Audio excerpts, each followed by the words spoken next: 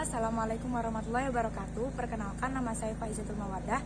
Saya perwakilan dari MA Excel Masyarifi akan menceritakan sebuah kisah tentang Patih Nambi. Patih Nambi adalah putra dari Arya Wiraraja yang dipilih oleh Raden Wijaya sebagai Mahapati pertama di Kerajaan Majapahit. Ia menjabat selama 21 tahun, dimulai pada tahun 1295 sampai 1316 Masehi. Dengan karir militer, ikut melakukan penyerangan ke Kediri pada tahun 1293 dan berhasil membunuh salah seorang pengikut Jayakatwang yang bernama Keborubu. Dalam berbagai medan pertempuran, Nambi diceritakan sebagai orang yang memiliki kecerdikan administrasi, dapat melayani dengan baik dan kecerdasan yang tinggi, sehingga ia dipilih oleh Raden Wijaya sebagai Mahapati pertama di Kerajaan Majapahit. Bukti ini diperkuat oleh Prasasti Sukamarta pada tahun 1296 yang memuat daftar nama para pejabat Majapahit, antara lain Rakrian Patih Rutambi. Namun, pengangkatan Nambi ini memicu terjadinya pemberontakan saudaranya sendiri, yakni Ronggolawe. Ronggolawe dihasut oleh Dyahalayudha untuk tidak setuju dan keberatan jikalau Nambi menjadi Mahapati, dikarenakan Nambi dianggap kurang berjasa dalam peperangan dan tidak memiliki keberanian. Padahal Nambi yang berhasil membunuh salah satu pengikut Jayakatwang, yakni Keborubu, dan menjadi sosok yang paling penting dan berpengaruh dalam membantu Raden Wijaya. Untuk menghalau pelonjakan di Tuban ini, Raden Wijaya menunjuk Mahapati untuk menumpas Ronggolawe. Dalam penyerangan ini, pasukan Majapahit yang dipimpin oleh Nambi berhasil menghabisi Ronggolawe yang tewas di tangan Kepu Anabrang.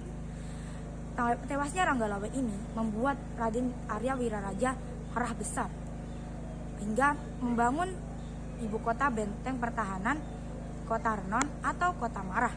Jadi Kota Renon ini adalah kota yang dibuat karena marah. Dampak lain dari tewasnya Ronggolawe itu, Nambi pun tidak diterima oleh Arya Wiraraja.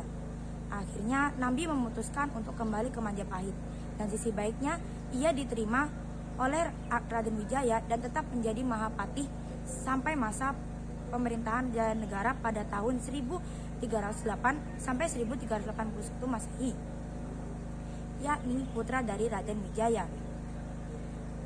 Lalu setelah itu, jabatannya ini membuat salah seorang bernama Dyahalayudha iri dan menginginkan jabatannya, sehingga dia ini akan melakukan segala cara untuk merebut jabatan Nambi, seperti selalu menciptakan ketegangan antara Jayanegara dan juga Nambi, hingga membuat hubungan di antara keduanya menjadi renggang.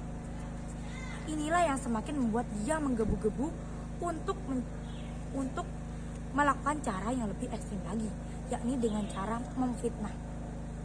Suatu hari, tibalah waktunya bagi si licik memainkan jurusnya untuk mencapai ambisi. Saat itu, ada kabar ayah Nambi sakit keras. Nambi pun meminta restu kepada Prabu Jayanegara untuk mengambil cuti dan pulang ke Lumajang, kampung ayahnya. Sesampainya di Lumajang, ayahnya ternyata sudah meninggal. Melihat momen ini adalah peluang, Mahapati menyusul Nambi untuk modus melayat untuk menyampaikan ucapan duka cita dari Prabu Jayanegara. Lalu Mahapati menyarankan Nambi agar memperpanjang cutinya, dan Mahapati berjanji akan menyampaikan kepada raja. Nambi yang tidak menyadari ini jebakan langsung menyetujui. Namun alih-alih menyampaikan izin tambahan untuk cuti, Mahapati menyampaikan bahwa Nambi menolak untuk kembali ke istana. Bahkan Nambi diceritakan sedang mempersiapkan pemberontakan. Mendengar kabar ini, Jayanegara pun marah dan menunjuk Mahapati untuk memimpin menumpas Nambi. Nambi jelas kaget ketika dikabarkan akan diserbu pasukan Majapahit yang dipimpin oleh Mahapati. Dengan waktu yang relatif singkat, Nambi berusaha membangun benteng pertahanan di Gending dan Pejarakan. Namun, persiapan ini tidak cukup kuat untuk mengalahkan pasukan Mahapati. Kedua benteng ini mudah dihancurkan oleh pasukan Majapahit. Nambi sekeluarga pun tewas dalam peperangan ini. Nambi gugur pada tahun 1316 Masehi Nabi gugur pada tahun 1316 Masehi, yang dalam versi Pararaton tewas di desa Rabut Buhayabang. Kemudian setelah Nabi meninggal, Jayanegara mengangkat Mahapati untuk menjadi pati sesuai yang ia cita-citakan. Namun pada tahun 1319 Masehi terjadi pemberontakan Dakuti. Pemberontakan ini dapat ditumpas oleh Gajah Mada yang pada perkembangannya menjadi abdi kesayangan Jayanegara. Setelah pemberontakan Dakuti ini, hubungan Jayanegara dan Dyahalayuda, akhirnya semua kejahatan Dyahalayuda pun terbongkar. Dyahalayuda dihukum mati dengan cara dicincang layaknya babi hutan. Tamat. Terima kasih telah menyaksikan cerita Pati Nambi ini. Sebuah bermanfaat dan juga baiknya diambil, buruknya dibuang ya. Dan juga saya meminta dukungan untuk memencet tombol like di bawah dan juga share sebanyak-banyaknya.